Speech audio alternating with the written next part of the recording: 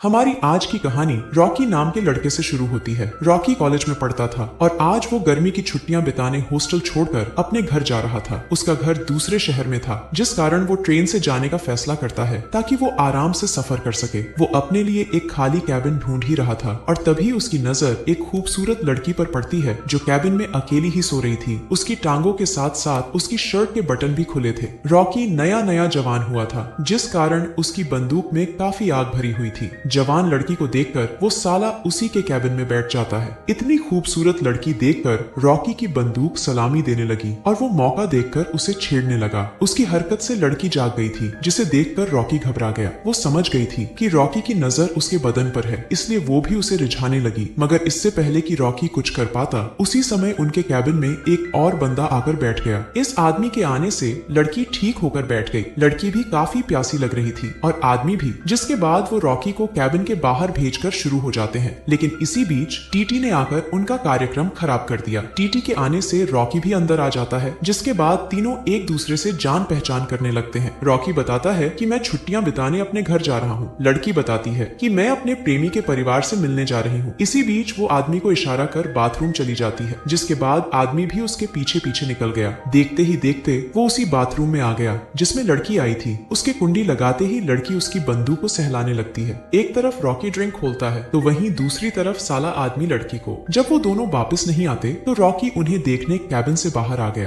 वो जैसे ही बाथरूम के पास पहुंचा तो उसे लड़की की गर्म आवाजें सुनाई देती हैं। ध्यान से सुनने पर वो समझ गया कि अंदर कौन है और वो क्या कर रहे हैं। वो दोनों पूरा सफर लगे रहे और रॉकी उनकी आवाजें सुनकर बेचैन होता रहा। जिस गुलाबी में वो अपनी बंदूक चलाने की सोच रहा था, उसमें तो किसी और ने अपनी मशीन डाल रखी थी। जल्दी ही स्टेशन आ गया और रॉकी भागकर अपने पिता पॉल से मिलता है। पॉल उसे बताता है कि तुम्हारी नई माँ यानी मेरी लवर सोनिया भी इसी गाड़ी से आने वाली है। दोनों अभी बातें कर ही रहे थे कि तभी पॉल की नजर सोनिया पर पड़ती है। सोनिया को देखकर रॉकी हैरान हो गया। थोड़ी देर पहले जिस लड़की की गुफा में वो अपना खाता खोलना चाहता था, वो तो उसके बाप की आइटम निकली। सोनिया को देखकर रॉकी कुछ नहीं बोलता और चुपचाप गाड़ी में बैठ जाता है। रास्ते में पॉल उसे बताता है कि तुम्हारे बचपन के दोस्त नेथन और मैरी भी छुट्टियां बिताने घर आए हुए हैं। जल्दी ही ये लोग अपने घर पहुंच गए। यहाँ रॉकी की दादी उसे देखकर बेहद खुश होती है। इसके बाद वो अपने चाचा जॉन और चाची मोना से भी मिलता है। आज काफी समय बाद पूरा परिवार साथ में खाना खा रहा था, इसलिए वो सभी बहुत खुश थे। इसी दौरान सोनिया कहती है कि आज ट्रेन में एक आदमी ने जबरदस्ती मेरी गुफा में अपना डंडा खाली कर दिया। सोनिया बड़े मजे से ये बात सबको बता रही थी, जिसे सुनकर रॉकी तो बेहद हैरान था, लेकिन बाकी लोगों को कोई फर्क नहीं पड़ता। उसका चाचा अंगूर चूसने में बिजी था और चाची क्रीम खाने में। रॉकी के माता पिता का तलाक हो चुका था। वो ज्यादातर अपनी माँ के साथ ही रहता था और कभी कभार ही यहाँ आता था, इसलिए वो अपने परिवार से मिलकर खुश भी था और हैरान भी, क्योंकि सभी लोग कुछ ज्यादा ही खुले विचारों वाले थे। कोई भी कहीं भी किसी को भी छाटने लग जाता था और वो भी सबके सामने। रॉकी की दादी दारू के बिना एक पल भी नहीं रह सकती थी। जॉन को म्यूजिक का शौक था, इसलिए वो पियानो के साथ साथ अपनी नौकरानी का बाजा भी बजा देता था। और रही बात मोना की, तो उसे नौकरानी के तरबूज निचोड़ना काफी पसंद था। इस नौकरानी का नाम शीला है, जो घर के कामों के साथ साथ सभी को जिस्मानी सुख भी देती थी। शाम को जॉन अपने कमरे में पियानो बजा रहा था और मोना उसे देख रही थी। इसी बीच शीला केक लेकर आती है। शीला को देखते ही मोना गर्म हो गई। वो पहले उसके चेहरे पर केक लगाती है और फिर उसके तरबूजों पर। जॉन भी दोनों को देख रहा था और तभी मोना शीला की गुफा तक पहुंच जाती है। दोनों को देखकर जॉन भी गर्म हो गया और वो भी अपनी पतलून में हाथ डाल लेता है। जॉन को अपनी बीवी के साथ कम,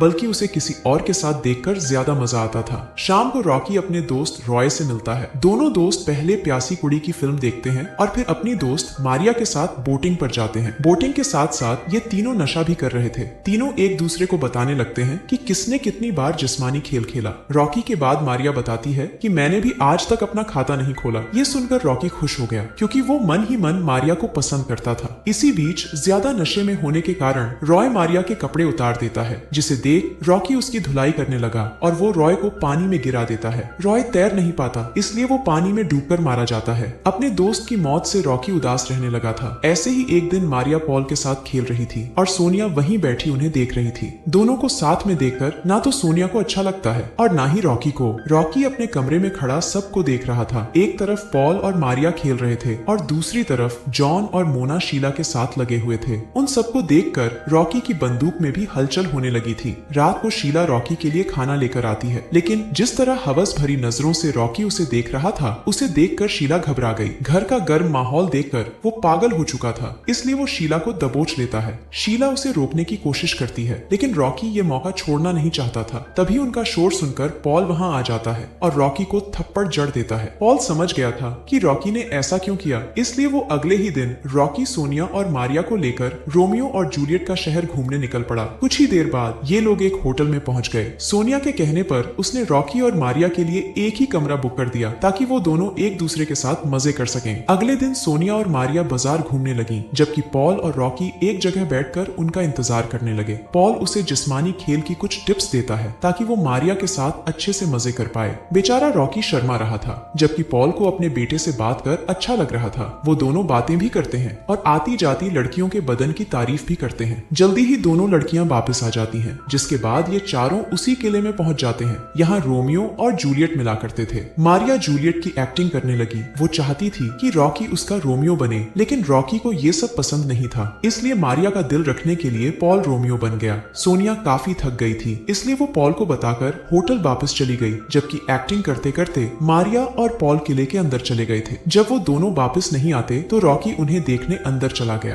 किले के अंदर वो दोनों मस्ती कर रहे थे। रॉकी को कुछ ठीक नहीं लगता और वो उनका पीछा करने लगा। देखते ही देखते वो दोनों गायब हो जाते हैं। रॉकी उन्हें ढूंढने की काफी कोशिश करता है, लेकिन उसे वो दोनों कहीं नहीं दिखते। इसी बीच उसे किसी की गर्म आवाजें सुनाई देती हैं। जल्दी ही उसे पता चल जाता है कि गर्म आवाजें मारिया की हैं, क्योंकि पॉल ने अपनी बंदूक उसकी गुफा में डाल रखी थी। पहले तो उसे लगा कि पॉल मारिया के साथ जबरदस्ती कर रहा है, लेकिन मारिया को मजे लेते देख उसका बहम दूर हो जाता है। उसे इन दोनों से इसकी जरा भी उम्मीद नहीं थी और वो रोते रोते होटल वापस आ गया। सोनिया ने उसे आते हुए देख लिया था। वो समझ गई थी कि रॉकी ने मारिया को किसी और के साथ देख लिया होगा। वो अच्छे से तैयार होकर रॉकी के कमरे में आ जाती है। रॉकी रो रहा था, जिसके बाद सोनिया उससे रोने का कारण पूछती है। रॉकी उसे सब कुछ बता देता है, जिसे सुनकर मारिया कहने लगी, अगर तुम चाहो तो मैं तुम्हारी आग शांत कर सकती हूँ। रॉकी उसे दूर रहने को कहता है, जबकि सोनिया अपने कपड़े उतारकर उसके बिस्तर में आ गई। उसका नमकीन बदन देखकर रॉकी भी गर्म हो जाता है और पूरी रात उसके साथ मजे करता है। अगले ही दिन ये चारों घर की तरफ जाने लगे। सोनिया और रॉकी बेहद खुश थे, जबकि मारिया और पॉल चुप थे। कुछ दिनों तक रॉकी मारिया से नाराज रहता है। मारिया उससे बात करने की कोशिश करती है, लेकिन रॉकी कुछ नहीं बोलता। कुछ दिनों बाद रॉकी की माँ उसे लेने आ जाती है, क्योंकि उसकी छुट्टियां खत्म होने वाली थी। वैसे उसे इस घर का खुला माहौल पसंद नहीं था। इस खुले माहौल की वजह से ही उसने पॉल से तलाक लिया था और वो रॉकी को भी इस माहौल से दूर रखना चाहती थी, लेकिन पॉल रॉकी को अपने पास रखना चाहता था। एक तरफ ये लोग बातें कर रहे थे और दूसरी तरफ मारिया रॉकी को मनाने के लिए उसके साथ खेलने लगी थी। रॉकी अभी भी उससे नाराज था, इसलिए खेल के बहाने वो उसकी काफी पिटाई करता है। परेशान होकर मारिया ने उससे पूछ ही लिया कि तुम मुझसे नाराज क्यों हो, लेकिन रॉकी उसे कुछ नहीं बताता, बस उसे पकड़कर उसके साथ जबरदस्ती करने लगता है। अपना गुस्सा शांत कर जब वो अपने घर में जाने लगे तो अंदर की आवाजें सुनकर रॉकी समझ गया कि उसकी माँ उसे लेने आ गई है। मारिया की छुट्टियां भी खत्म होने वाली थी, इसलिए वो फिर मिलने का वादा कर वहां से चली जाती है और इसी के साथ इस कहानी का भी यही अंत हो जाता है।